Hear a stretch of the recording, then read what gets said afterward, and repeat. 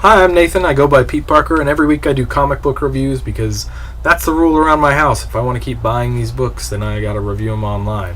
So this review is going to be for Fear Itself, Book 4. This is the continuation on of the main event book that's happening in Marvel this summer. And it's alright. This is written by Matt Fraction and drawn by Stuart Immonen. The cover is awesome, of course. And the artwork's pretty good. It's nothing great in this particular issue, or even better than the last one. I do like the way that a lot of this is broken out to where you get story on the side here, and then you get flashes of what else is happening around the world at the same time, and then more story over here at the same time. It's all pretty cool. That was a nice layout, a nice vision as to what's going on elsewhere. The lettering in this issue is really weird. I don't normally notice lettering, but I definitely noticed it in this, that sometimes the font seemed to change size for no reason. They weren't emphasizing anything. It would just kind of be bigger for little spots and then smaller in other spots. And it made some weird inflections in my head in how these people are talking. Yeah. I don't think there's any credits in here, especially unless on the cover. And then some of this artwork seems like kind of unfinished. You'll notice on this side, you got Thor, who made his way back to Earth. You got a lot of detail in the hair and some extra shading in his face. And then on this side, I don't know if it's because it's bright or something, but you get a lot less of that. It's pretty obvious in the differences when you actually look at the book, and it may not be very obvious on the camera, but it was noticeable also. It was just like this lettering that's really weird. Here's a very good example of the lettering you may not be able to see, if I can get it up there.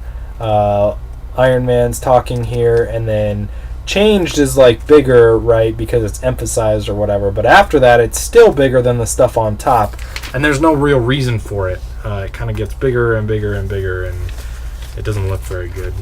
And then apparently one kid finding dead bodies or whatever really sets the serpent or whatever over the edge. He's like, yes, there, now I have all the power I need to do what I want.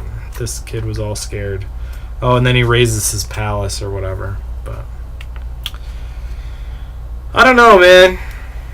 There's a lot of colors in here, and there's a lot of cool characters. You get, the original Avengers going back here. There's Steve Rogers, Cap, and Thor, and Iron Man all working together to try to do something about this. There's a really awesome moment between Tony Stark as he's going to Odin, which I had to read 4 times because I liked it so much that I didn't really I also didn't really understand fully what he was doing there, but it makes a lot of sense.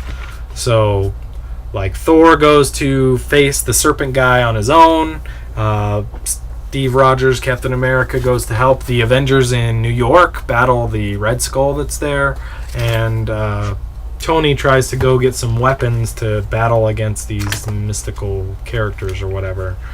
So they're kind of splitting up to see what they're all going to do. And then in the end, you also get the impending giant fight, which a lot of times recently when this is happening, when you get a big fight that's about to happen, you don't really get a big fight in the next issue. They kind of gloss over it, or they go straight past it to the next scene or situation, and then they talk about what happened in the fight. So we'll see if we actually get a fight. All of a sudden, Hulk's in New York too, I think. Or where are these guys? I guess he's at the Serpent's hideout, which is in Antarctica or something like that.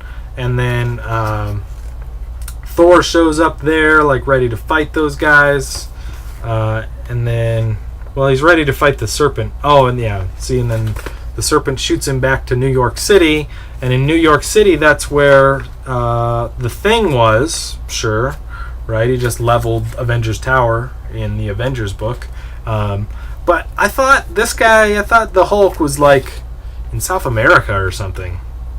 Why is he in New York all of a sudden and able to fight Thor alongside the Thing?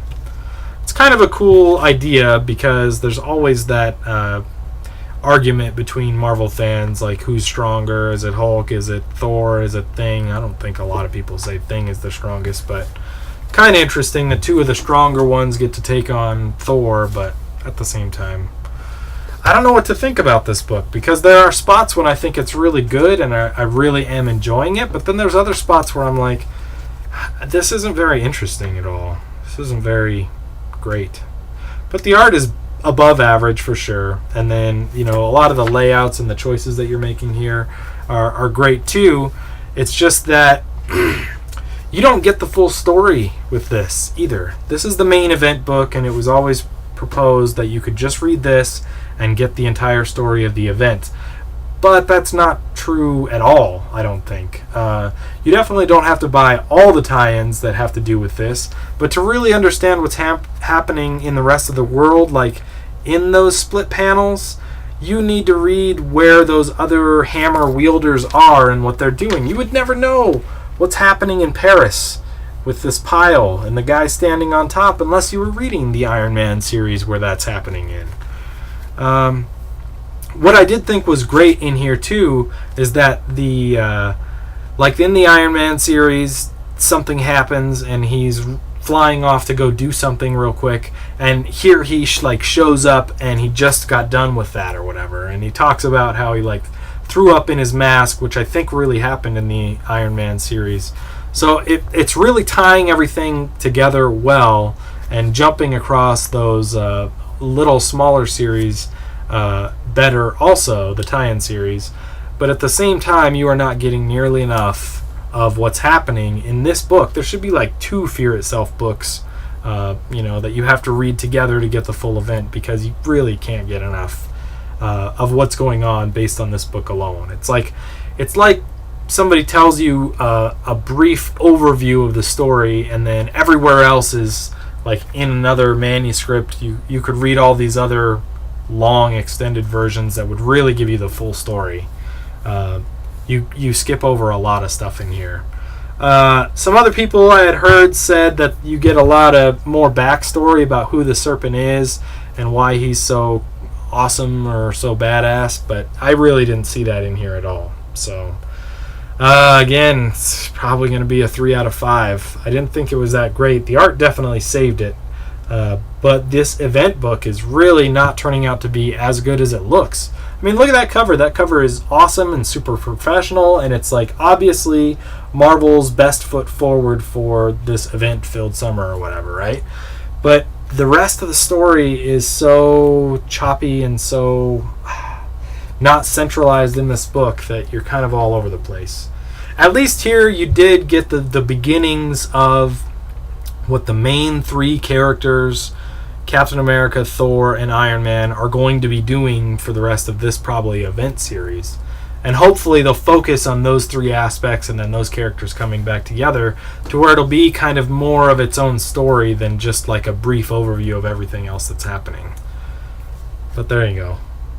3 out of 5. I really wish it was better than it is, because it looks so great and it seems like it's great, but it's not. It's only average. 3 out of 5. Fear Itself, number 4. Sad to say, but that's the truth. So that's it. Thanks for listening, and we'll talk to you next time.